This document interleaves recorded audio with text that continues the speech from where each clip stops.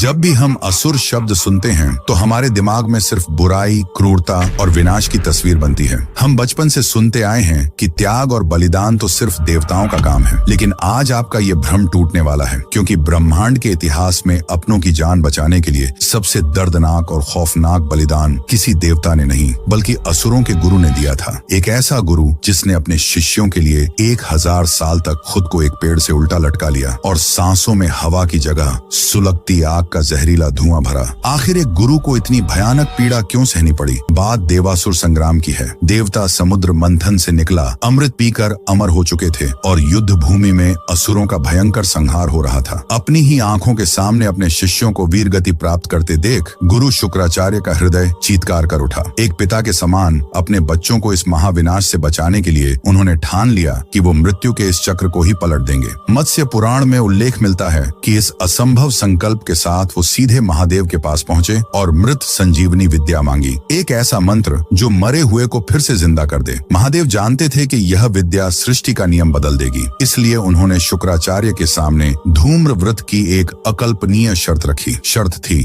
पूरे 1000 वर्षों तक बिना अन्न जल के पेड़ से उल्टा लटक कर केवल नीचे जल रही सूखी भूसी का जहरीला धुआं ग्रहण करना। बिना एक पल की देरी किए शुक्राचार्य ने अपने शिष्यों के प्रेम में इस असहनीय पीड़ा को स्वीकार कर लिया। स्वर्ग के राजा इंद्र इस घोर तपस्या से दहशत में आ गए। उन्होंने तपस्या तोड़ने के लिए भयंकर आंधियां चलाई, आग को और जानलेवा बनाया, यहाँ तक कि अपनी पुत्री जयंती को भी उनका ध्यान भटकाने के लिए भेजा। लेकिन गुरु का ध्यान सिर्फ महादेव और अपने संकल्प पर केंद्रित था। सदियां बीत गईं, आग की तपिश से उनके शरीर का सारा मांस जलकर राख हो गया। दीमकों ने उनके कंकाल पर अपना घर बना लिया, लेकिन हड्डियों के उस ढांचे से भी सिर्फ एक ही ध्वनि गूंज रही थी, ओम नमः शिवाय। अंततः उनके इस महासमर्पण ने ब्रह्मांड को हिला दिया। 1000 साल बाद स्वयं महादेव प्रकट हुए, उनके शरीर को नवजीवन दिया और उन्हें वो अजेय संजीवनी मंत्र सौंप दिया। इस महातपस्या का अंत हमें एक बहुत गहरी बात सिखाता है। महादेव की नजर में कोई देव या दानव नहीं होता, वे सिर्फ इंसान का सच्चा समर्पण देखते हैं। अगर आज भी कोई पूरी निष्ठा से उन्हें पुकारे तो वो बिना किसी भेदभाव के